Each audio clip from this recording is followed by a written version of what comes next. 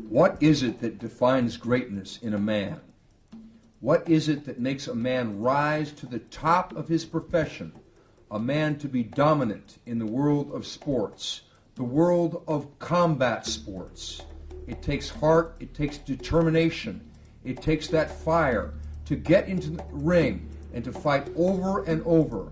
Very few achieve that greatness, but this man here, Ramon Diamond Dekker, has achieved that and more. A veteran of over 197 fights, Dekker has fought all over the world and achieved a position very few fighters have achieved. He has done it by raging against his opponents, by devastating his opponents, by using his punching, by using his heart, by using his absolute sportsmanship. Ramon Dekker has proven time and time again why he is among the greatest legends in the history of the martial arts. I'm here. My name is Stephen Quadros. I am the fight professor. Joined with me is Fred Royers, the WKA middleweight champion, and you know Ramon Dekker quite well, don't you, Fred? I've seen Ramon come up through the ranks as of 12 years of age. He was a young man with an ambition, a man with a drive, and once he started to get the feeling of what he could do, he really rose to greatness. He is probably the most respected Falang foreigner in Thailand, fighting like the Thais. He fought them all. He fought them on their rules, in their land, in their rings, and he beat them. Yeah, I think that Dekker is one of those kind of guys where he liked the challenge of fighting the best. And let's go down and talk to Ramon Dekker, the man behind the knockouts. Hello, my name is Ramon Dekkers. I'm from Breda, Holland. I'm 33 years old. I've been fighting for 20 years. I had almost 200 fights. I won 175 fights, 90 by KO. I am 8 times world champion, kickboxing and Thai boxing.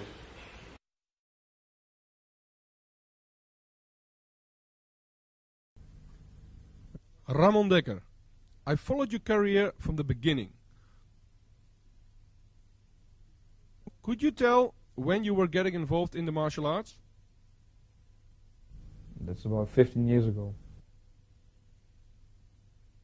When were you born? 1969. 1969. At which date? 4 September.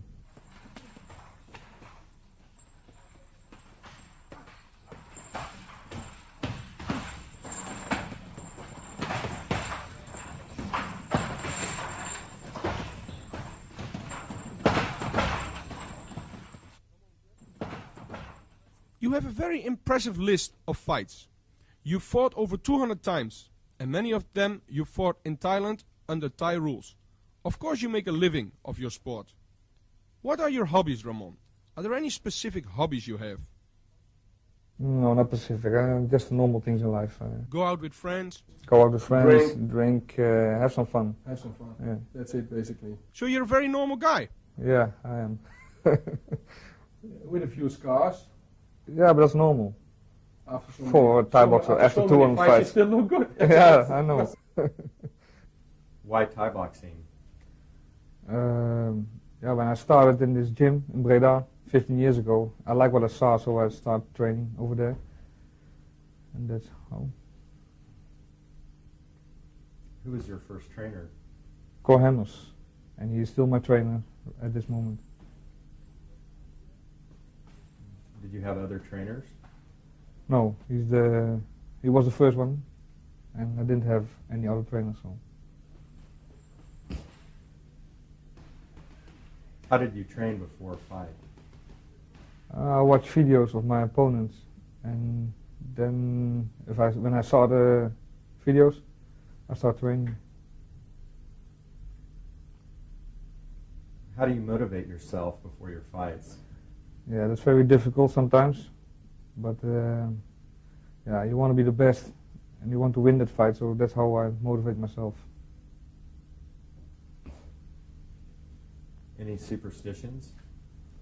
No, I'm not so superstitious. Maybe my opponents are, but no, I'm not. What was your best fight? Yeah, I think my best fight was against Koban when I knocked him out in the first round in Bangkok, Thailand. Oh yes, it was definitely the best moment for Dekker. Dekker at his finest. He got Koban in trouble, and Fred, he went for that finish. Well, Koban was never knocked out before, and this was a huge surprise for the Thais. And look at the punching power of Ramon Dekkers. That has always been his greatest asset. Incredible punching power, his high kicks, his leg kicks, but he never stopped punching until Koban went down. Koban come back again, it's counted 8, but then again Koban comes forward right into his doom. Yeah, right into his doom indeed, because Ramon jumps in with an elbow there, and it was that left hook that ended matters right away. It was Ramon's finest hour, his own admission, a huge victory in Thailand against the champion, Koban. Look at the total stupefaction on the faces of the Thais. They cannot believe what has happened.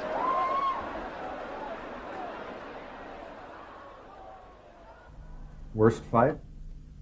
I don't have any worse fights. So. Toughest fight? Also against Koban. I fought him 4 times, and they were all very tough fights. What was your most beautiful fight?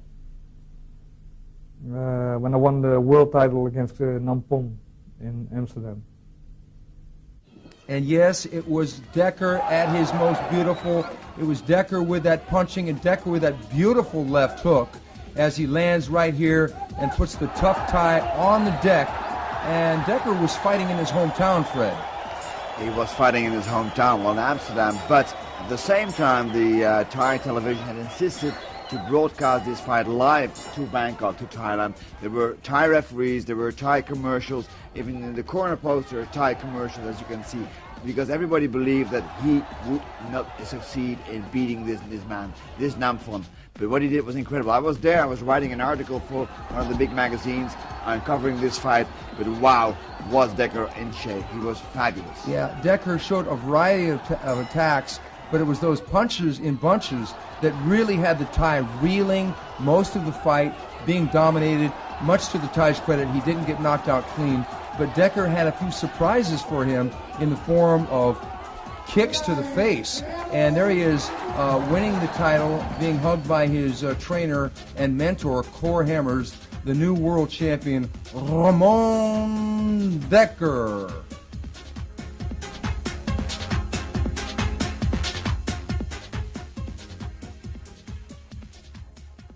What was your nicest and worst memory of fights or fighting?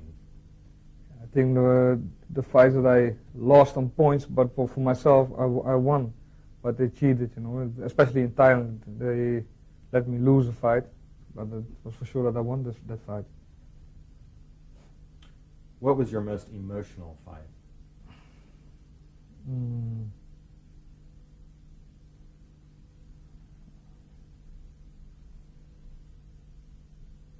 I don't know. Which championship was most important to you? My first world title fight. It was in France against a Thai, a #1 of Thailand. I won the fight on points. Yeah, it was a very tough fight also. So. How has the sport of Thai boxing changed during your career? I think it's more professional now. In the beginning, when I started 15 years ago, it was more, everybody fights everywhere. It was more smaller. The location was smaller, not so much money. Now everything is more organized. Bigger promoters, more people, more money. You have many fans. How do you feel about being an example for your sport? Yeah, that feels very good. That people appreciate what you're doing and looking up to you, and that I'm an example for them. You fought your way to the top, then injuries set in and set you back for a time before you eventually came back to the top. Tell us about your injuries, training, endurance, everything that put you back on top. Mm-hmm. It was a very tough time then, because I had 6 operations in 2 years. Because my ankle was very, I don't know exactly what happened with my ankle, but after 200 fights almost, my ankle was finished.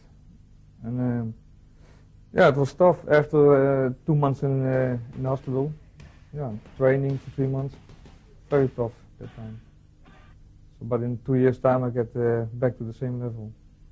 And as soon as Dekker was well, he was back in the gym, working like a madman, on the heavy bag, doing the repetition necessary to develop his power, and also working many drills with partners. Dekker, being an astute student of the craft, knew how to work not only by himself, but also with that ever-important training partner. One thing you see is that Dekker is very controlled. He can fight like a devil. But at the same time, he can always train in a very precise and astute way. He is really a scientist of the art. Absolutely. And one thing about Dekker is that it's the constant repetition of the technique to develop the technique. He's not just some free-swinging wild man in there. He is a cold-blooded technician with the intention to terminate.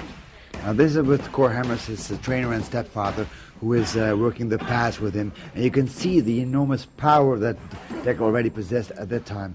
I mean, this man was 63 kilograms, and he fights and punches and kicks like a heavyweight. It's really incredible the way he fights, the way he works. Yeah, I had a special schedule with my trainer, Cor Hammers. We train in a special way to get me back in the fighting, on the fighting level.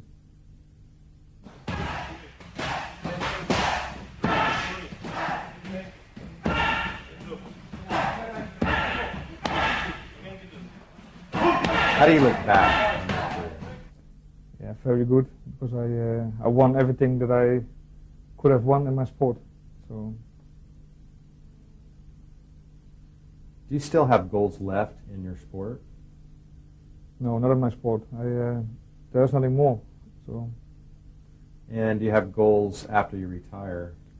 After I retire, I'm gonna open my own gym, I think. Start training and doing seminars all around the world. So. You're not known very well in Holland, but you're very famous in Thailand and Japan. How do you feel about not being very well known in your own country? Yeah, I'm used to it now. In the beginning it was very young. When I walk on the streets in Thailand, everybody recognizes me and asks for autographs and pictures. Yeah, here in Holland, they don't know you, so, but you get used to it, I think.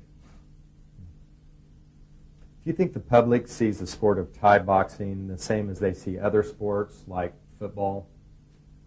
No, I don't think so. I think people got a very wrong image of kickboxers. We are all criminals and do bad things. But I think it's the wrong impression they got. I think we are top sporters, training hard, training every day, and watch what we eat and how we eat. Don't go out. You know, we are very serious. Train more than a football player, I think. So I think they got a very wrong image of kickboxers.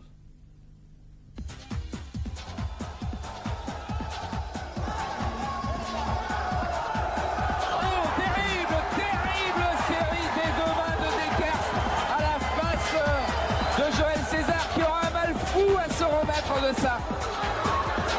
Il titube et ça va être très difficile pour lui. Le voilà qui retourne à terre. Il l'avait dit Dekkers, c'était un accident contre Cobal, mon KO. Je vais me refaire. The first time I fought Cesar was a very short fight. Yeah, what I remember is that he was constantly in the attack, you know? Yeah. And I hit him a couple of times very good with some punches, but at the end of the first round, I hit him very good with a left hook, and he went down, and the referee stopped the fight. Joël César n'a pas récupéré du tout, je peux vous l'assurer. Il va venir prendre des risques, et ça va être trop certainement. Quelle bagarre! Allez! César avait trouvé l'ouverture, mais il est retouché d'une droite. Il veut se battre immédiatement, c'est forcené, c'est fou ce que peut être la boxe thaï. On boxe depuis 1 minute à peine. Et on retrouve exactement l'ambiance que l'on a à Bangkok, au stade Lumpini. Et c'est fini. C'est fini, Joël César ne sera pas champion du monde. Dekkers garde son titre. On va peut-être discuter dans le coin de Joël César, mais Peut-on dire qu'il avait récupéré? On va revoir des images que Didier Froli va nous renvoyer. Certainement qu'il n'avait pas récupéré complètement, car il avait pris énormément de coups. Et pourtant, il avait trouvé des solutions de contre encore dans les ce dernières coin. secondes. Un coup de pied de face.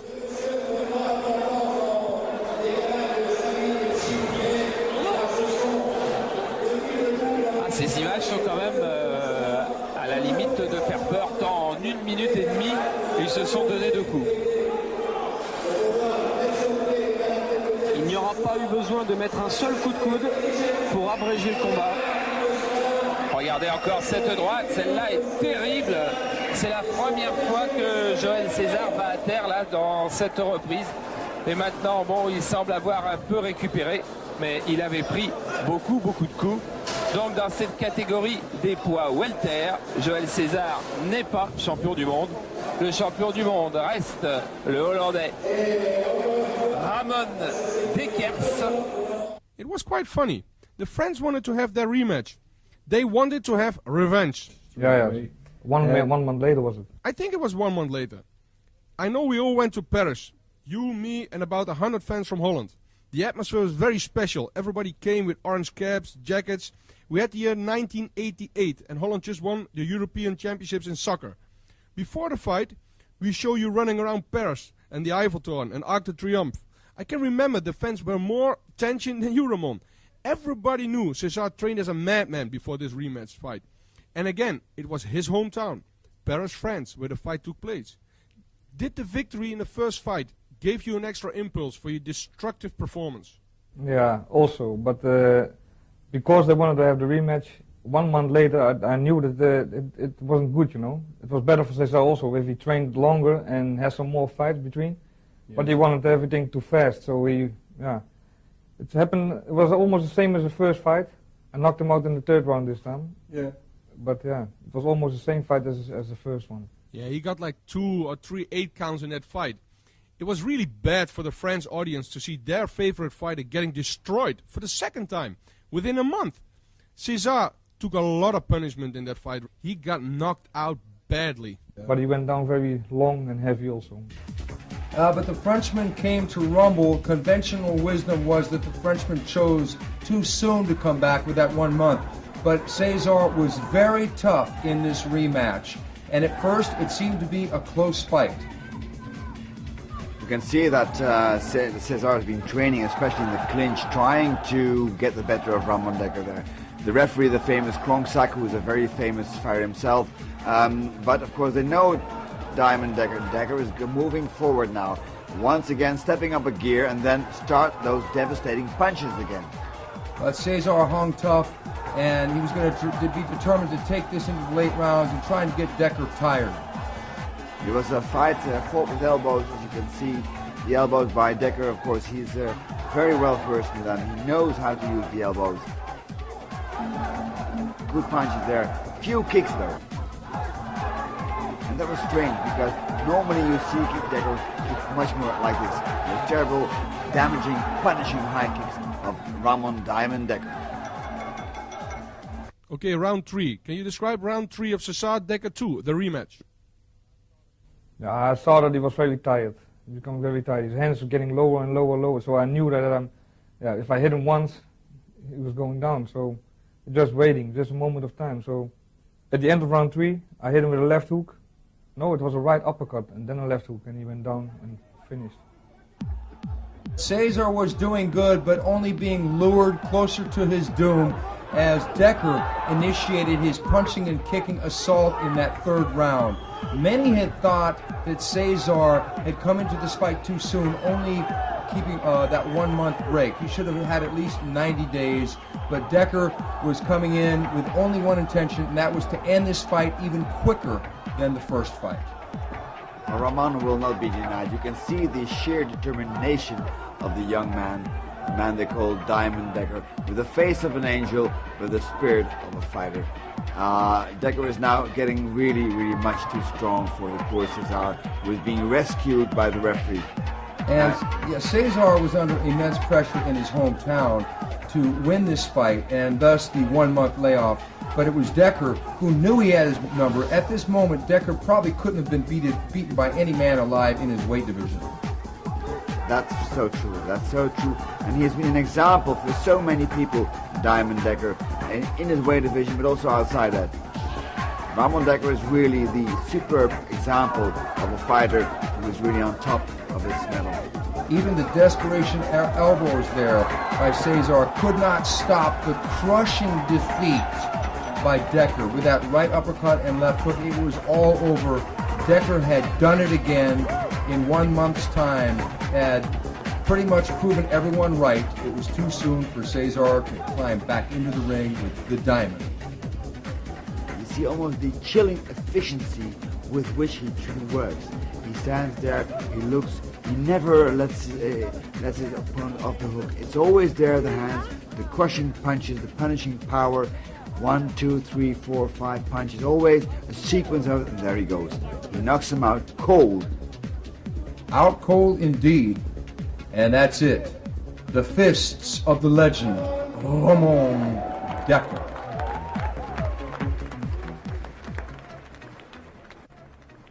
I think it's one of your stronger weapons, your left hook. Left hook, yeah. Not boxing, but my left hook is very famous. In the earlier part of your career, you fought another Frenchman called Richard Nam from France. Tell us what happened in that fight. The first time I fought Richard Nam, it was in France, and then I was a B-class fighter, and he was already European champion. Yeah, but I didn't know that. So when I saw him, I said, "Yeah, I will fight," because I didn't know him. I lost that fight on points, but it was a very heavy fight for him and for me. Mm-hmm. So the rematch was in Amsterdam, and then at that time I knocked him down in round 4 by a punch on his left hook and a punch on the body. Yeah, I witnessed that fight. He also had a lot of difficulties in handling your low kicks in that fight, Ramon. You kicked him so hard, even on his defense, that he could not continue that fight. So that was another illusion less for the French people. Your next opponent is Kevin Morris from Great Britain. Yes, there were 2 brothers.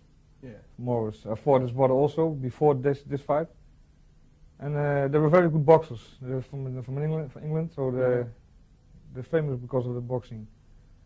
But yeah, kickboxing is something different. And this was Ramon in his development stages, trial and error time, as we saw some flash from the man from Holland with a spinning hook kick. And we saw a lot of craziness. He was making his on-the-job training, trial and error, that would later forge one of the greatest fighters of all time. My kicks were very good, my high kicks and my low kicks. I think that's why the judges gave you the decision in that fight. My kicks make more points. Yeah. And Dekker had taken his kicking to the next level, as many people thought he was starting to kick just like a Thai. It was the power, it was the commitment. And with that power and commitment, sometimes came the injuries, because Dekker always trained with the intensity of a madman, throwing everything, including those kicks, with full power. Whenever he threw a kick, it was always full power. There was no holding back there. It was just like he was punching, always with the intention of knocking somebody out. Yeah, and there he is fighting just like a Thai, trapping the leg. And it was those kicks to the body, kicks to the leg, everything, that it was like swinging a baseball bat. Dekker was renowned not only for those devastating punches, but also those hammers below the waist, those shins of steel, of which he would occasionally set up with the punches and then blast the low kick occasionally. He was really becoming feared for that power. One of the reasons why he had so many injuries in his later years on his shins and on his ankles were because of these kicks. There was always full power behind them, and he didn't care if somebody blocked it. Of course, those kicks were so fast, usually they could not be blocked. But when they were blocked, then of course the injuries were usually quite grave. But that did not deter Ramon Dekker. He kicked anyway. Yeah, and what he did was he would actually try to kick through his opponent. And the opponent's legs definitely fell prey to that. He would crack guys open time after time again. And the people, what they got with the name Ramon Dekkers, they started to shiver, thinking that they had to go in the ring with this demonstration of destruction. Then there is this other English opponent by the name of Kevin Morris, who takes you on. What happened in that fight? Yeah, he was very afraid, running around, and I gave him some good punches, but after that he started running and he didn't want to fight anymore, so he quit. It had gotten to the point where Dekkers' opponents were so afraid of him that they fought merely to survive. But this presented a new problem for Ramon. Rather than to try and shoot it out with his opponent in the middle of the ring, he had to drive them to the corner and to finish them off with his punches and kicks. Ramon Dekkers was, of course, one of the most superbly prepared fighters ever, a man who never let go.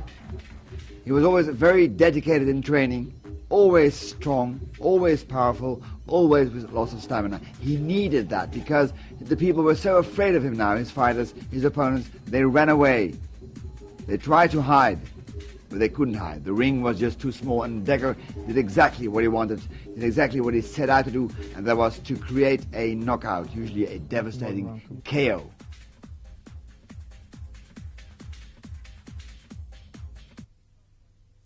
You start fighting in the Netherlands at some big events, promoted by me, Cor Hemmers and Tom Haring. One of the first A-class fights you fought was against a guy named Michel Ubergen from Chacariki in Holland. What do you remember of that fight? That fight was, he was a very quick guy, very tall, and he makes a lot of points, but they were not strong, His kicks and his punches were not so strong. So I don't remember which one, but he said that he got a knee in his cross, but it wasn't, but he was afraid. Wasn't much of a challenge for you in fighting that fight? No, not at all. Then your real world famous breakthrough came against your opponent Nampon from Thailand. That time he was a reigning world champion from the Lumpini boxing stadium, who is the highest ranked in Thailand. Some promoters in the Netherlands promoted that fight live to Thailand. It was the first time the Dutch audience saw big name world class fighters all fighting in one event. I think your fight against Nampon was the fight of the night. Nampon tried to survive for 5 rounds. This was the first time you fought a Thai champion, a real big named fighter from Asia. How did you go into that fight, Ramon? Yeah, I know him. I saw some videotapes of him when he fought in Bangkok, and I was really impressed because he was a very good fighter. And he was world champion and champion from Thailand in that weight. So that's one of the most important belts for me, that IMF World Champion belt. That's the International Muay Thai Federation. You almost knocked him out. I think it was a left hook. Yeah, again. You got an 8 count. Yeah. He got 2 times 8 counts, I think. No, he got twice an 8 count. You kicked him in the face, you punched him in the head, kicked and punched him on his liver. But he was very strong, very tough, He didn't go down, so... Yes, there was no respect from you at all fighting the Thai champion. You just said to me that he was from Thailand and that the title was very important for you. Yeah, I really wanted to win that fight. I really wanted to show them that a guy from Holland can be even strong or stronger than one of them, one of the Thai. It is quite unique in that weight class. Nobody did that before. You were the first fighter to accomplish this. Straight after that fight, you fight against Cherry Vanek, a new Thai champion. There is a story before this fight, and I'm the one who knows the story. The Thais wanted to have their revenge, and they put their new Thai champion to fight you, the Thai Cherry Vanek. You said to me before that fight, and I remember this very well, you saw a fight of boxing champion Sugar Ray Leonard a couple of weeks before your fighting. And in that fight, you noticed a nice boxing combination from Sugar Ray. Did the combination work? A very quickly boxing combination, really fast. And I wanted to try it on Cherry, and it worked out very well. It worked out very well because after the fight, I said to you, Ramon, what are you doing? He said that was exactly the combination I saw from Sugar Ray. Unbelievable. The Thai champion was knocked out badly, Ramon. He couldn't even stand up himself. No, I have to help him. So just as soon as Ramon was developing that attitude of kicking like a Thai, he introduced the Thais to the punches of Western boxing with that devastating knockout over Cherry. Dekker had done it again, done it his way, done it with that left hook at the tail end of a punishing combination over the legend himself, and the hometown crowd roared its appreciation. People were suspecting he was now a kicker, but then he proved once again he was very much a puncher as well. The Thais had not seen these kind of punches before. They were used to the knees, they were used to the elbows, they were used to the high kicks. But it was with that ice-cold-blooded efficiency that he set up those punches that he had so well schooled under the tutelage of Cor Hemmers and devastated the Thai champion with that final hook uppercut.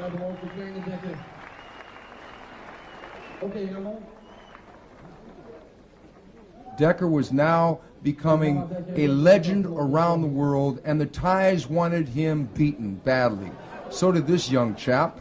His younger brother, who was becoming a left hooker himself, and the great Rob came and lifts the future champion up as Dekker goes and pays his respects to the fallen champion. Dekker, always the consummate sportsman, had nothing personal against the Thais, but I think the country of Thailand wanted a bit of payback. At that point, they really were getting nervous, and they invited you to Thailand for the first time. First time, was the first time, yeah. Nampon, Nampon. the rematch. Rematch, and they asked if I want to bring the belt with me, but I didn't. You know you were going to get robbed. Yeah, but it was a very good fight, and it was the first time with elbows and everything. It was your first time in Thailand fighting with elbows? Yeah, with elbows. On their rules.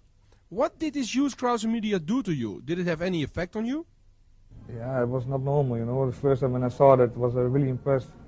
And it was in April, that's what I remember. It was very hot, it was a record. There were 40 degrees or something, you know. And yeah, it was very, very hot. That humanity, did it do something with you, Ramon? Did it take a lot away from your conditioning? Yeah, we trained in Rob Kaman had a house over there. We trained at his place. I remember. Yeah, and he was fighting also. And Michael Leo fought, and we went all to Thailand. So you prepared at Rob Kaman's house?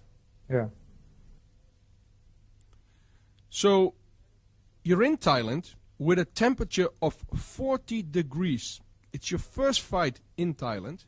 How much did these factors take something away from your capacity as a fighter? I felt better because yes? yeah, I felt better. When it's so hot, and for me it's no problem to fight with that temperature. No, but I also think maybe the preparation did a lot during that fight. Yeah, I trained only 1 week in Thailand. Before I trained in Holland, and 1 week before that fight I trained in Thailand. Did you know immediately that you couldn't win on points in Thailand? Obviously you saw fights in Thailand and knew that a Phalang, which is a Thai word for foreigner, could hardly win on points in Thailand. We all saw fights where the foreigner fought for 5 rounds and won at least 4 from the 5 rounds, but still would lose the fight on points. Yeah, that's what I knew before. You know, you must knock him out to win. You know, on points it's impossible to win. So, yes. But that's difficult to fight also. If you know that if you don't knock him out, you lose. That's difficult. So you start really putting pressure to force the knockout. Too much. Yeah, too much pressure, and you're getting if you're fighting too much for the knockout, you. Now a knockout comes naturally, but if you try to force the knockout, you can walk into a punch yourself. That's a boxing and Thai boxing law. I saw that fight and I think you won all 5 rounds, Ramon. Yeah, normal European rules I won. Yes, you would have won easy. It's always an entirely different scenario when you go to a man's country and fight him at his own national sport. Much like taking on the Brazilian soccer team in Brazil, Dekker was coming in against Nampalm at Lumpini Stadium, the mecca of Muay Thai in Thailand. Well, you can imagine the difficulties facing there, the temperature, the climate, their way of scoring the fights, and of course it's difficult. They all expect him they all want him to lose because he is defeating their national pride. He is better in their national sport than their fighters. So he has to score a knockout, and that's not always possible. Yeah, and the funny thing is that under Muay Thai, the kicks and the knees are, as you said before, counted more in the scoring. So Dekker had his own unique way of imposing his will, but the Thai was playing to the crowd, and Dekker, even though he was game, was not going to get his decision this particular night. The Thai was doing everything he could to keep that fight within the rules and within the scoring of the native culture and within the scoring of Muay Thai itself. And even though Dekker tried some very fancy schmancy techniques, the Thai only was amused, and the judges themselves were not amused as they awarded the victory to the Thai, and Dekker in his heart probably wanted some more of that man again. Did the crowd think that Dekker had won? We don't know, but many people around the world thought that he had. There is this other fight, which has been broadcasted all over Asia and Europe, and I think that was the fight where your name became really terrifying, your fight against Koban. Koban was at that time the biggest name from Thailand. He had never been knocked out. He knocked out opponent after opponent. I think at that moment you fought him. He was also the reigning world champion boxing by the WBC. It turned out to be one of the most impressive trips for the whole team Dekker when we all went to Thailand to watch your fight against Koban. Yeah. It was a rematch, because I fought Koban a couple of months before in Paris. I know about that story. Yeah. Yes. And now they want to have a rematch in Thailand against Koban. Yeah. Yeah. I knew that I have to knock him out. I have to do everything to win this fight. So I think they made a mistake, Ramon. yeah, a big mistake. Because I know in Paris you weren't yourself. You had a lot of personal problems. You were not able to train for at least 3 weeks before that fight. The Thais thought after the victory from Koban in France, finally we have an opponent who can beat Dekker for our own audience in Thailand. What happened in that fight, Ramon? What happened? I gave him almost 25, 30 punches on his head before he went down. But he didn't come up. I won that fight knockout first round. Now, Koban had thought going into this fight that he was the man who had Dekker's number. He had stopped him before in their previous meeting. But Dekker was probably angered by losing that decision to Nampalm, so he wanted to make a crisp and clear impression in the minds of all those in Thailand. And impression he would as he knocked the champion down with a flurry of unanswered punches. The referee stopped in mercifully. So Koban, who had come in like a dancing fool, was about to go out on his back as Dekker was just going to jump on him and make their no judge's decision this time, a la the Nampalm thing. He was going to make sure that the crowd was going to be in awe of that punching power. And the crowd was in awe indeed. As a matter of fact, they sat there with their mouths closed, and it was an eerie silence. It was the biggest victory in your career. What a surprise. Yeah, even It was me. quiet in the stadium, I think. Yeah, it was quiet. 15,000 people were saying nothing. Nobody said nothing. No, yeah. That's part of the betting as well, I think. Yeah. A lot of I think people everybody bet. lost their money. Now nobody likes to lose money, but in this case all the Thai did. What also was crazy is that the doctor and the referee jumped into the ring and tried to get Koban on his feet. Yeah, he was gone. He was. You hit him with the right elbow as well? Yeah, also. At that point, you became a big star in Asia. And not only Asia, as the fight was broadcasted on Screen Sport in Europe and watched by millions. Everybody knew now who Ramon Dekker was. Did you find it more difficult or easier with the status of a star to fight your new opponents? No, not at all. I think it's going to be difficult. I knew it's going to be more difficult for me because they're going to prepare new guys for me. They're going to train many. There are so many Thai fighters in that weight category. So, yeah. After that fight with Koban, they asked me if I want to stay for a month. So my whole family came over. And that was one of the things your stepfather, trainer, Kohan said. arranged that we won't go home, but let everybody come over to Thailand. Then we stay here and I fight one more fight. And that was against Sang Noi, the deadly kisser. They called him the deadly kisser because sometimes he kissed his opponents before knocking them out. Was there a lot of kissing in that fight, Ramon? Yeah, I give him one kiss in round 4. I looked at that fight and you won at least 4 from the 5 rounds. Yeah. Now the Thai people got totally frustrated and disappointed that they could not find a Thai opponent who could really beat you. Yeah. The frustration can be described as a soccer match like Holland versus Germany, where Holland lost in 1974 the World Championships. Against Germany. Against Germany. Yeah. Yeah, can you compare it like that? Yeah, it's the same, I think. Yeah.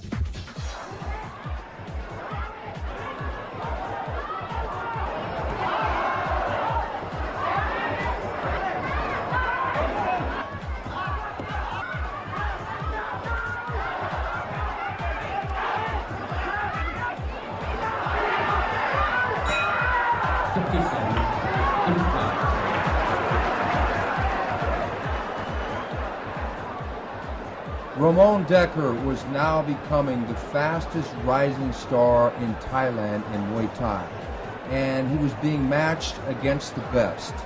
But that rising fame was a dual-edged sword. The Thais paid good money to see him fight, yet in some ways they did not want him to win, as he did not win such fights as against the legendary Santanoi.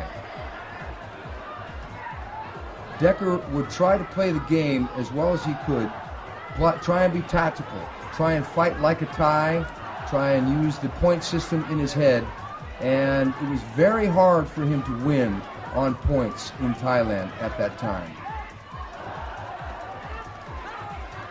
Well, time and time again, he met this problem, trying to do his thing, trying to beat the Thais at their own game. But of course, they had become very fans of him as well, because it became so difficult for him to train there that people came and watched the way he was training. People were sitting down and writing down the things he and his trainer were doing there in Thailand. So we had a very strange situation that the Thais were learning to train the way that Dekkers was training. And some of the Thais who had suffered defeats at the hand of Dekkers had sent a message to other Thais to follow, including Santanoi, that if you fought aggressive against this young man from Holland, that you might end up, as Koban did, flat on the deck.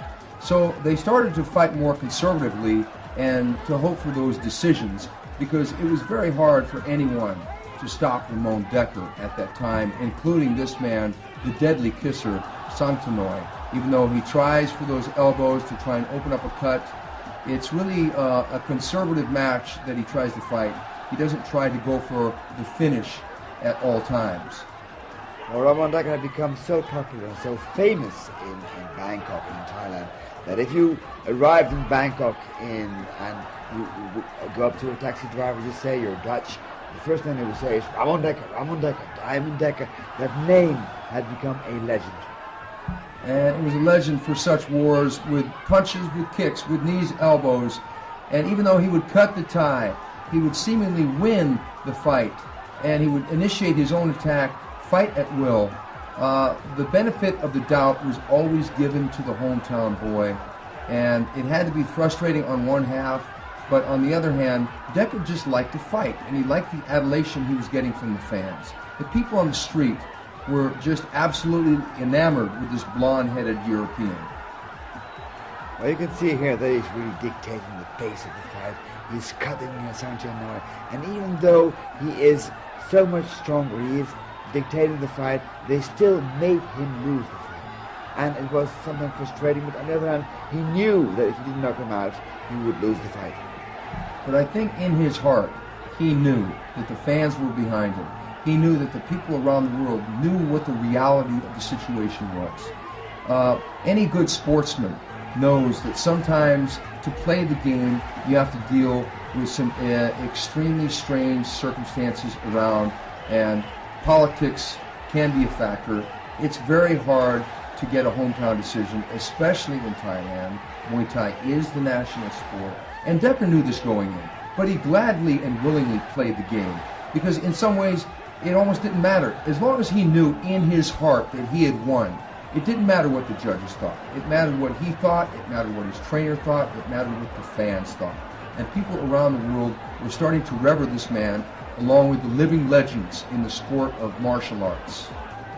Even though there's those typically Thai techniques like elbow, he outclassed them. He cut a man like Sanchino with an elbow, which is really amazing. No other foreigner had been able to do that. No other foreigner had been able to cut Thais with the elbows, fight like the Thais, and he was outgaming them. He was beating them at their own game. People knew in their hearts who the man was, and at that moment, regardless of the announced winner, Dekker was the man. It's Thailand, Ramon. Yeah.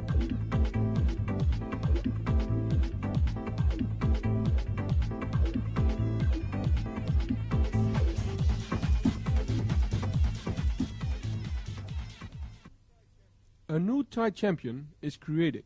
One of the newest champions goes by the name of Sak Mong Ko. You fought him twice, I think.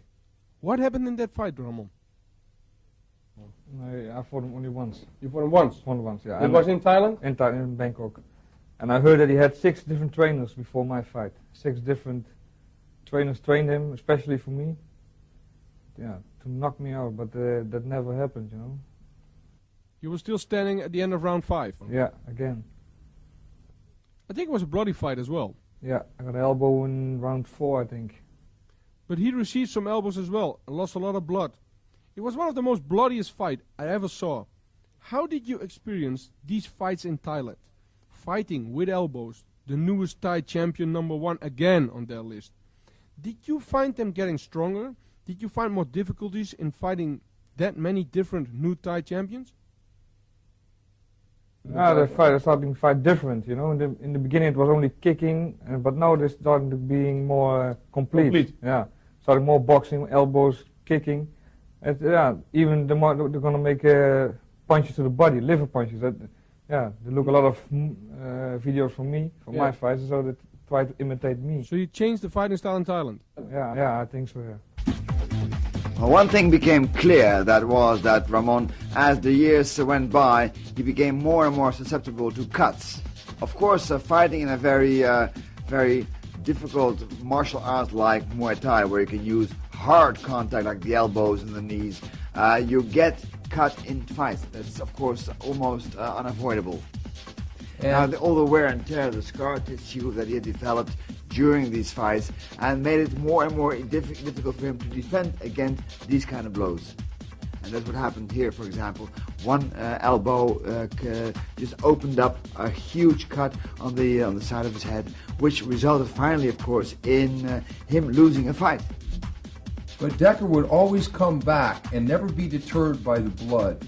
He would always come back to try and end the fight, but it was difficult at that moment because they would get into the clinches, they would tie him up, play the game with him, and go for those quick cuts, and he would come out and go for the knockout. But it was becoming more and more as if the Thais were starting to figure Dekker's style out a little bit and use their own techniques, using that elbow, which was a weapon that he really didn't get to fight with too much while he fought in Europe.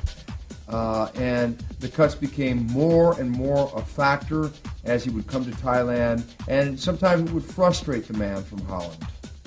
But in that frustration, it only led for him to be that much more determined to not only re-establish himself in the hearts of Thailand, but also in the hearts of the fans around the world with that punching and kicking style that had made him famous throughout the universe of fighting. He had become so famous in Thailand that people started really to study his videos, study his fights. There were really trainers, especially who were called in to instruct the fighters who were fighting him, just to make sure that their fighter would win, because they were so proud on their Muay Thai, and the Thai are a very proud people. And when Dekker found out that they were bringing in trainers, this only reaffirmed his own commitment to getting back into the gym, to hammering out not only the tried and tested techniques that had got him to the top of the world of kickboxing and Muay Thai, but also to get through with some furious new combinations under the tutelage of his corner and mentor, Cor Hemmers. Dekker was really determined, more than ever, to not only be at the center of the stage, but also be the stage itself. And he would do that through the power and the commitment of those techniques, because he was getting ready to face another dragon, another crosstown rival, as he was going to come back into the ring of Holland. Yeah, I fought about 7 years only in Thailand and in France. So Gilbert was the first one who wanted to fight against me. Ramon Dekkers had been fighting in Thailand a long time. He had been fighting Thais only, actually. Had been fighting the Thai way. This fight with Gilbert Valentine, that was a fight also with elbows. But still, the way people score the fights in Europe, the way people fight in Europe, that's different. And he found out that an injury which had plagued him already during training suddenly opened up in this fight once again. But it was Gilbert's unorthodox fighting style that really caused people alarm, in that Dekker had been fighting these Thais, but Gilbert was giving him angles, giving him crazy moves, giving him all different kinds of things. And even though Dekker had controlled the fight, it was that annoying injury that Noel Vandelhoven had given him as a little present 1 week before this fight that came back to haunt him in this fight. Controversy surrounded the decision of this fight, but Gilbert has done quite a bit of good work in this fight. In that crazy, rangy, wild, unorthodox spinning techniques, Valentine did get the win on this particular night, but it wasn't all that they were going to see. They were going to see each other again. Yeah, it was an easy fight for me. And it was with elbows, Thai rules. Yes. I had a cut on my eye, but it was not from Gilbert, because 1 week before that fight, I trained with Noel van Heuvel in my gym, and he cut me with an elbow. Many considered you as a winner in that fight. Valentine was a student of Tom Haring, and Haring was president of his own organization.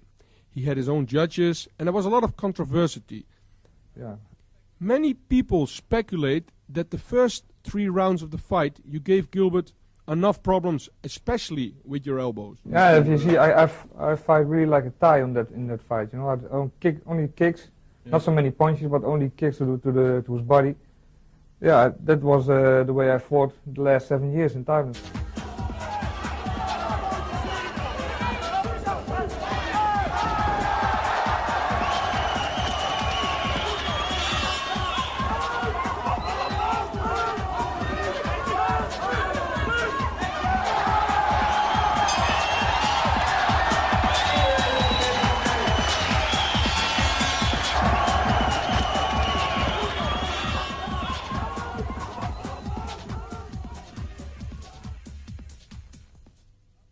You were fighting a Thai, Chanoi,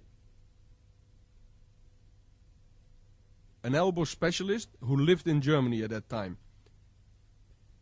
What happened in that fight, Ramon? Chanoi was a very difficult opponent. He is very, I don't know. Technical, very good. Yeah. He's very good hard. Good with elbows, because in the 3rd round and 4th round he hit me with an elbow, and I got a very big cut from him. So the cut on the forehead is from Chanoi. It's from Chanoi. It's from Chanoi. That is quite a souvenir Chanoi gave you in that fight. What happened after that 3rd round? Could you continue fighting with that cut? Yeah, I knew that maybe the referee is going to stop this fight, so I have to. Yeah, I started with low kicks, but it was too late. After 2 rounds, yeah, he couldn't walk anymore. But yeah, the end of the fight. Yeah, his leg was totally bruised, and you still continue fighting with the cut. I think your cornerman, Cor Hemmers, did a hell of a job in that fight. Yeah, it was a very big one, but they had super glue and super glue. Yeah, that was one of the wonder tricks we had in the corner. Super glue. Yeah, but it helped. So with the application of that super glue, effectively Ramon had become bionic, and he was going to need those extra special tricks up the sleeve of his corner to get through this fight against this madman technician and Chanoy. Chanoy really seemed to be slippery in getting that elbow on the inside, and Dekker was undeterred. He was going to go out there to try and knock this man out, but Chanoy was ice cold, meeting Dekker on his own home ground, trying to go again and again to that elbow, which if there ever was a weakness to Dekker's arsenal, it was with the elbow. Chanoy wanted to exploit that weakness. But like I said before, Dekker was undeterred and was swinging for the knockout until the very end.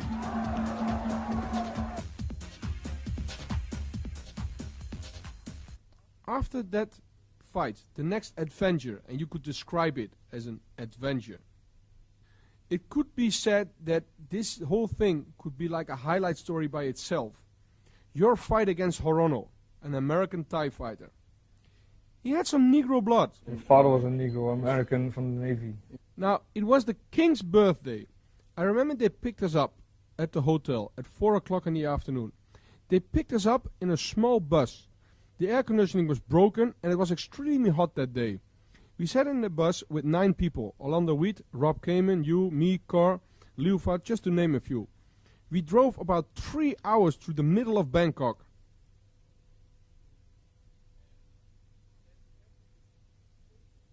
And when we finally arrived at the so-called place where the fight's supposed to take place, nobody was there. Yeah, there was no event. Of course, the Thai who was driving us didn't know nothing. Lucky for us, and we thought at that time it was a mistake, Rob Kamen spoke and asked a Thai with a motorcycle standing on the street where the fight took place. His answer shocked us. He said we were at the wrong stadium. So they drove us for another 2 hours. But now, of course, we knew it was on purpose. With 9 people in a small bus, with no air conditioning and a temperature outside of 40 degrees. Now we had to cross this lake. Do you remember this? Yeah, I remember that. Yeah, sure. You remember me crawling out of the window and saying that we're all going to drown? I think that it is these type of stories which makes it worth to live the life we did.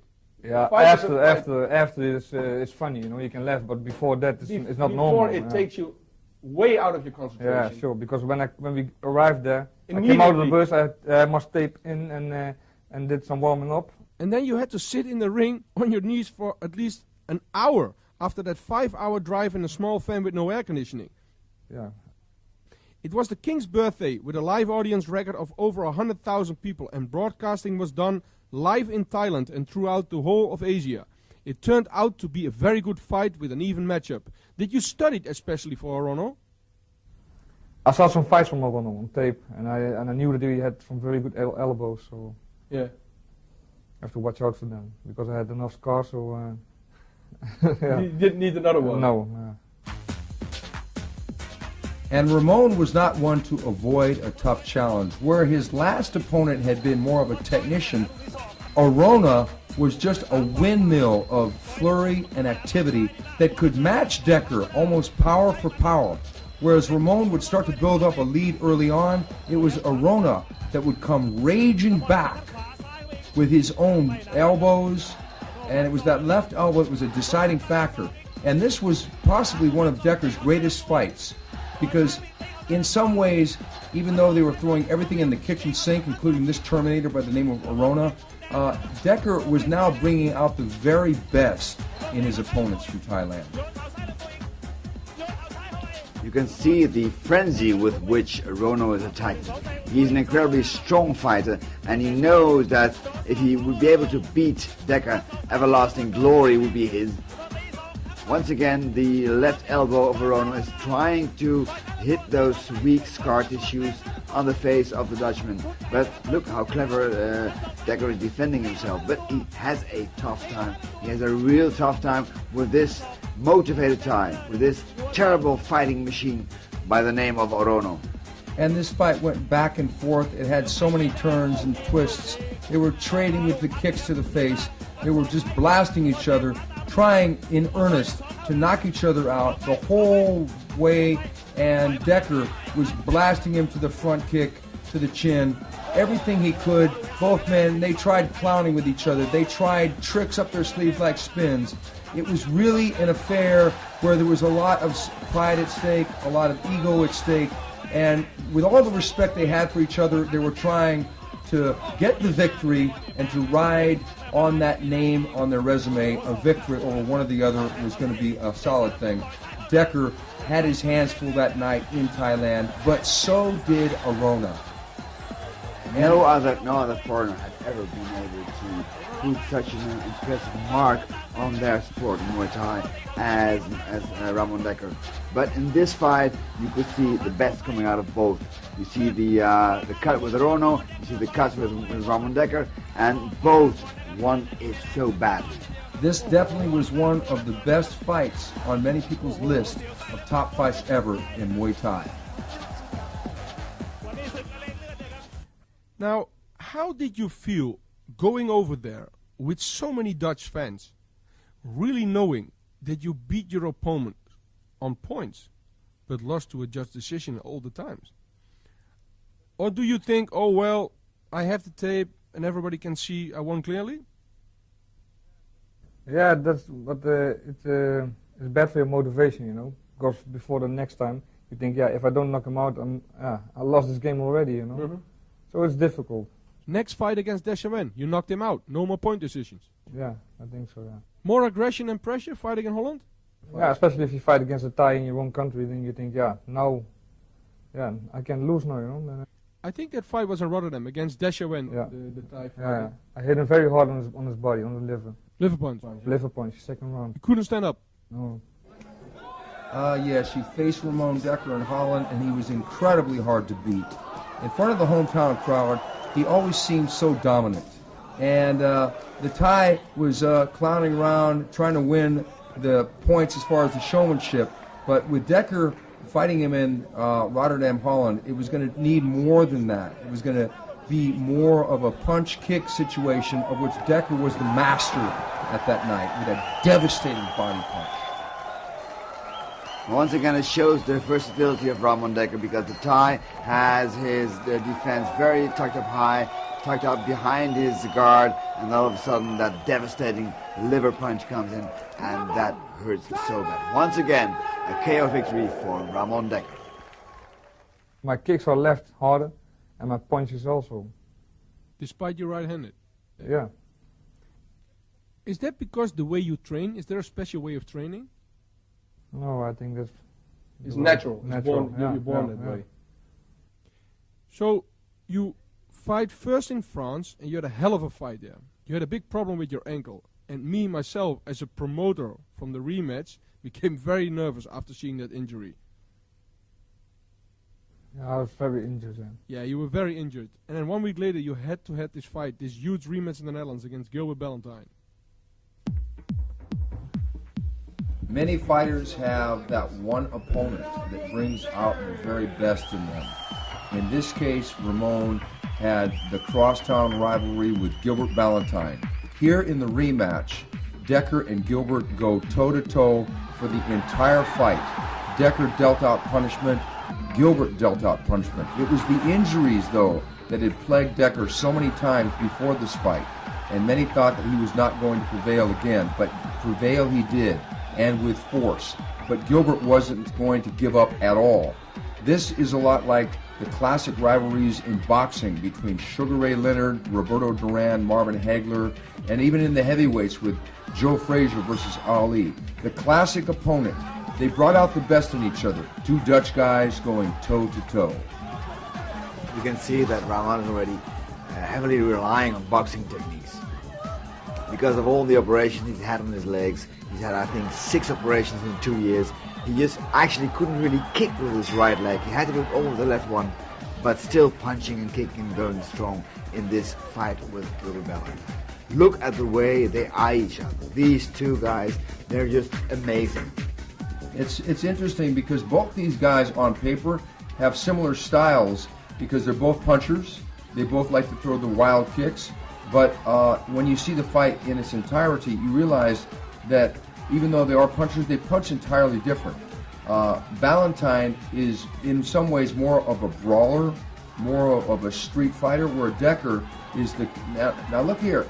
Ballantyne really tried to snatch this fight away from Dekker, but it was Dekker's heart which eclipsed his injuries. It was that big heart indeed, plus the years of training that he had had. that forged an iron will that even though he was only kicking with that left leg, the pain he was feeling in the right leg did not deter him from taking this win against his crosstown rivalry, Gilbert Valentine. We shouldn't forget that Valentine was a great, great champion in his own right, a formidable fighter, and to be able to, even at this stage of his career, to wage a war with Gilbert Valentine is really an amazing feat. And I think that there was no bad blood after a while. There may have been at the initial time when they met, the first and even before the second fight.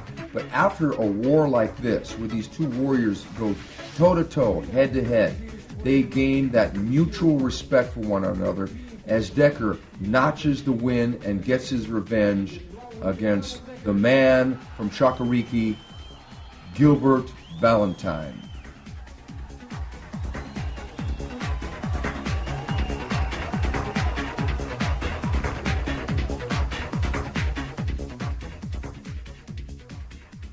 But I couldn't kick with my right leg, only left. My right hand was injured, so yeah, So I you- just you 50% was in the ring. So there was a half Dekker fighting. Half Dekker against fighting Gilbert. 100% Valentine. Yeah. Now first you are fighting Dekker in Rotterdam, then Valentine in Amsterdam, and then Pralom Ran in your own hometown, Breda. Yeah. I promoted that fight with Carhammers, and we wanted to give you a fight in your own hometown in Breda against a good Thai fighter. Did those circumstances stimulate you in that fight? Yeah, sure. It's better to fight in your own country or in your own place, you know, Breda. Yeah. Yeah, all the people who come and watch, yeah, you want to give them a special show, you know, and do your best more than normal, I think. Because you were very aggressive at that fight. Yeah, and, yeah. You know, the Thai just. But didn't- I was too aggressive, so the first round and the second round it didn't work, you know. I was too hungry. You wanted to knock him out. Yeah, but the knockout came in Naturally. naturally in round 4. Round three, I Three, think it yeah. was. And Dekker's visits to Thailand became less frequent, but nonetheless, the Thais sometimes would go to him and seek him out in his home turf. And this created sort of a thing where he had to rise up and figure out a way to win. Well, of course, the wear and tear on Ramon was becoming more and more clear. Hundreds of fights, years of wars, that takes a toll. But still, every time, once again, it was again Ramon Dekker who was fighting for his life, fighting for his fans, fighting for his career, because he did not want to give up. He did not want to stop a career that was going so strong, even though he had all these injuries, all these operations. And actually, he was, at this stage of his career already, sort of a handicapped fighter, a man who could actually only kick with one leg. If his surgeon, who had operated on him so many times, would have known that he was still fighting, that he was still using the leg sometimes, for example, what we just saw right now, the right leg, he should not do that. And it was an interesting thing because Dekker fought in some ways not only for himself, for the honor of his legacy, but he fought for the fans. He felt a huge obligation to keep the fans happy because it was the fans, after all, that had led him through such an illustrious career, had paid his bills for him, had paid him the great purses he'd made in his so many fights. So he did feel that obligation, and he felt the obligation to those who had supported him, and he was going to support them by continuing in this miraculous career with win after win, with another crushing, devastating knockout over another very tough Thai fighter. You can see the way he fights. He never gives up. And when he goes once again for a total knockout, a devastating knockout, and a finishing blow. We are now in the year 1989. It is very quiet around the person Ramon Dekker after almost fighting 190 fights. What happened, Ramon? I had an injury on my ankle. I had an infection in Thailand, and something with my bone structure. It's because of all the kicking in 200 fights almost. Mm-hmm. And then the infection, I got it in Thailand, so they almost had to amputate my right leg. So after that, when I recovered, I was afraid for fighting again, you know, because I don't want to lose my leg. Especially to kick with that. Yeah, also. So when came the decision that you wanted to start fighting again? I love fighting, you know, and it's getting better with my legs. So I start training, getting better. Yeah. So then I start fighting again. One of the first fights after that injury is against a Moroccan named Hassan Khazroui, who made a big name by knocking out some popular Thais. You took that fight and it was very exciting to watch. Every round was exciting. Yeah, but because he's a very difficult guy, Hassan Khazroui. Because he came from Taekwondo. He had some very strange kicks, and movements. So something new for me, because I fought all the Thais and everything, and then suddenly against Hassan, you fought totally different. I think it were your boxing skills that dominated that fight. Yeah, I was stronger than him, but my boxing skills were better, so I knocked him out. Yeah, you knocked him down quite a few times, but he showed a lot of heart in getting up every time. You won that fight. How did it feel to win after a long absence against a real upcoming talented fighter like Khazroui? Yeah, I feel good, especially after the injuries, As Dekkers' career advanced, so did his weight, and he was forced to move up not one but two weight divisions. And there were many hungry young lions ready to try and notch a win over this master of the ring. One of these was Hassan Khazroui, a formidable fighter from Morocco who had wonderful leg techniques coming from a Taekwondo background.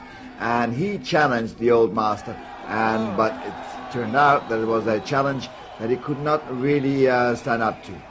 It was youth versus experience, but Dekker also had that power, and it was the power of the punches, the kicks, the knees, as he stalked the younger man later in the match, and he delivered the knockout once again with those huge punches, those devastating punches.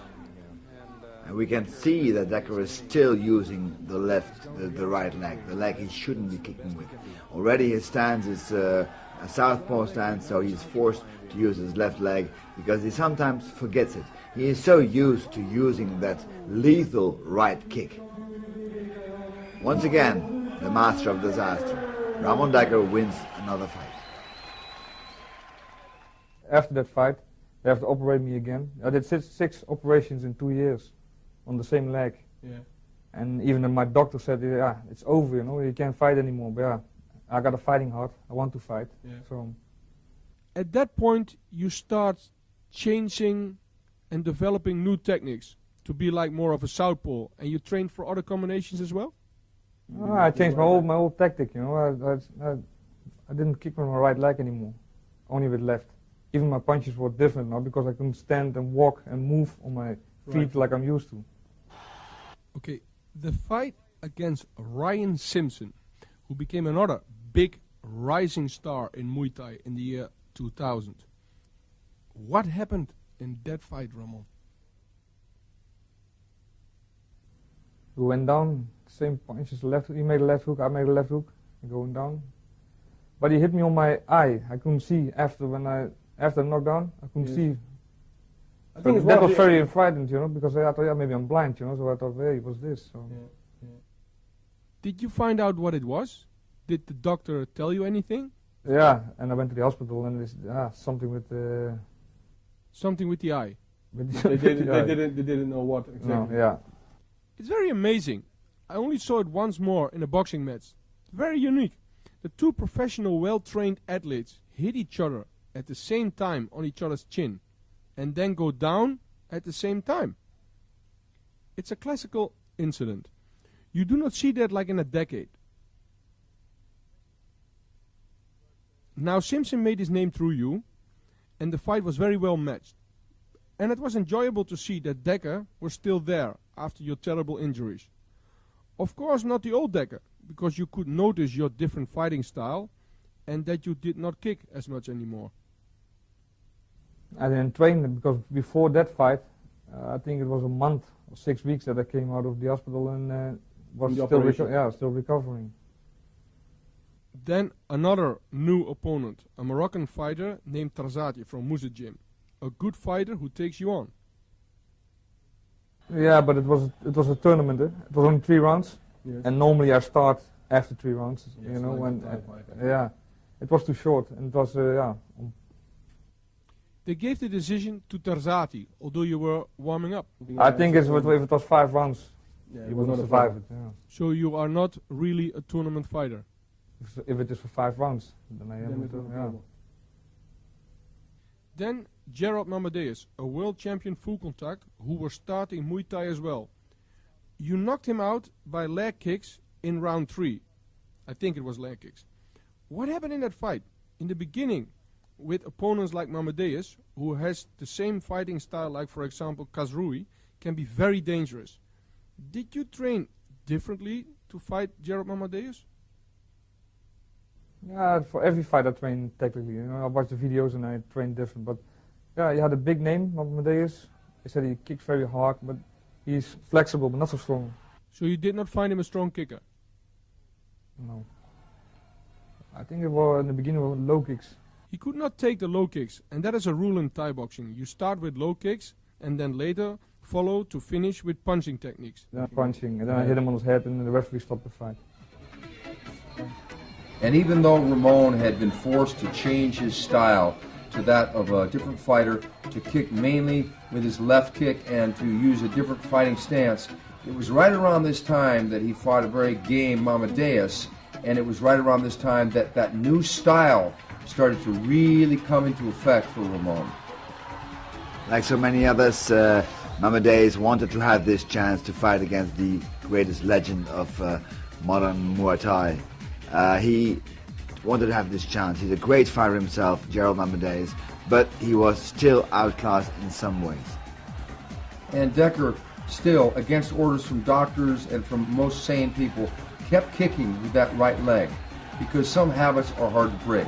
He tried that new style, and the new style was working, but it was that old, tried and true style that he had used so many times for years and years. And even though he was now stepping up in weight and fighting younger men, bigger men, he still always found a way, sometimes the old way, with the hard kicks and the hard punches, to defeat the young lions coming up the ranks.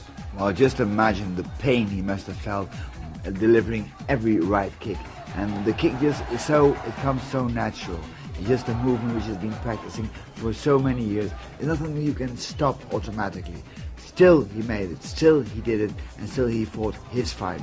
Against a very game Gerald Mamadeus, a wonderful, great fighter himself, who couldn't take no more, even the kicks that had this debilitating effect. His right kicks, his right low kicks, always powerful, still probably just as painful to himself as to his opponent. Once again, another KO victory for Ramon Dekkers. There's a lot of fighting in the Netherlands at that point, especially to promoter Mohamed Aitasu, who was promoting in the Netherlands and put on some great fights. Did you like fighting in the Netherlands again at that point? What I mean is there was not a 10-hour flying anymore to Thailand, but just a half-hour drive from your house to the fight. Yeah, also, but I like the flying, you know. Like. It's not a problem. No, you like the flying. Yeah. You didn't like the infections in Thailand, but you like the flying. The flying, not the flies, but the flying.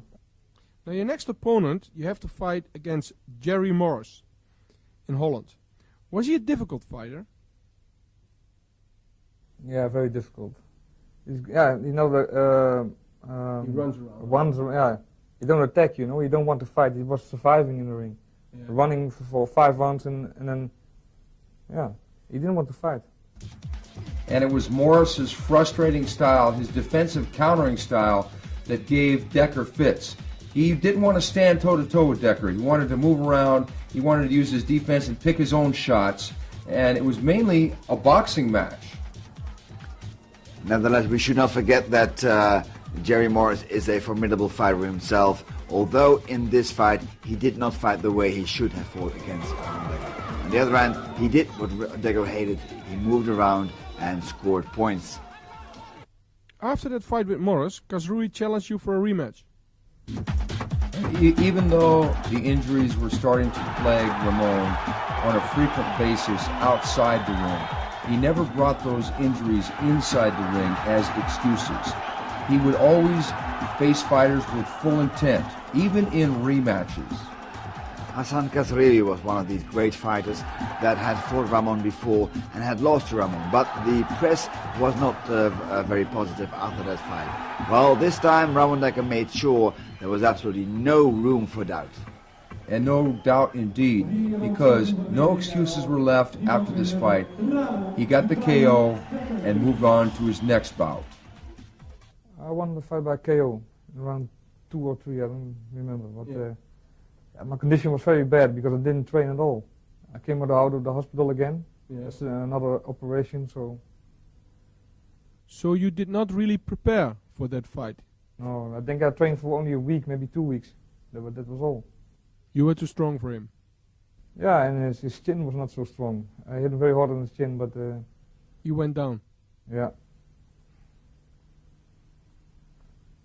It is amazing Kazrui was getting very popular, and even then, after your long absence of fighting, you still won the fight. Twice he lost now to you, and now you're fighting, all of a sudden, Sang Chenoy, a Thai fighter. Was there a reason to take that rematch?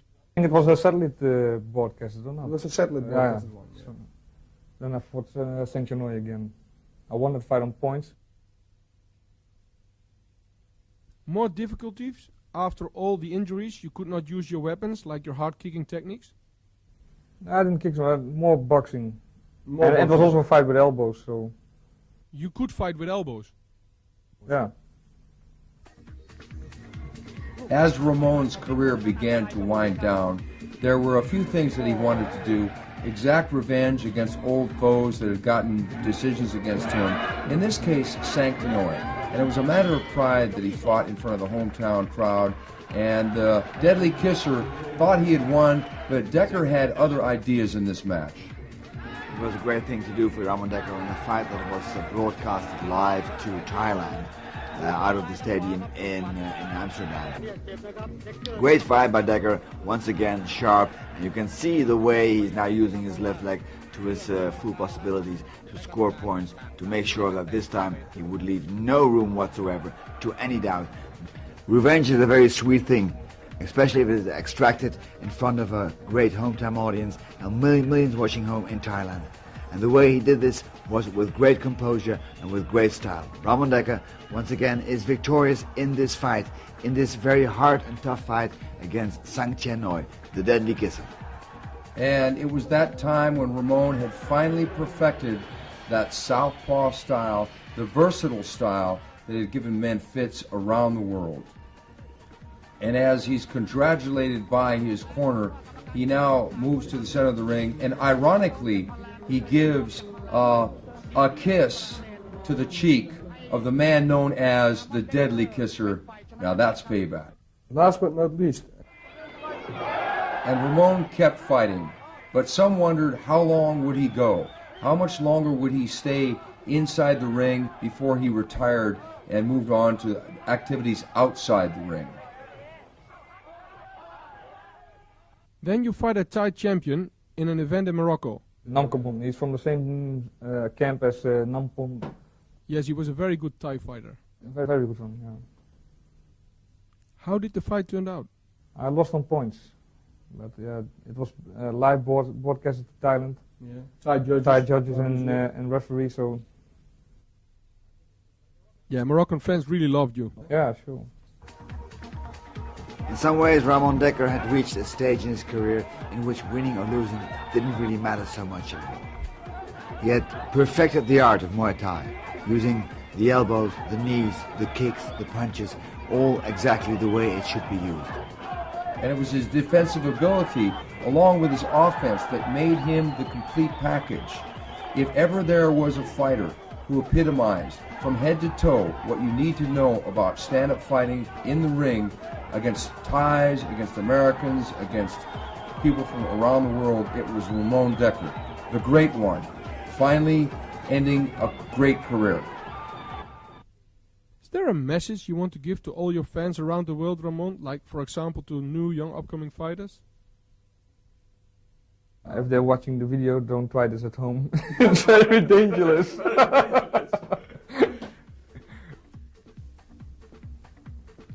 I hope you like my highlight tape. Thank you for watching.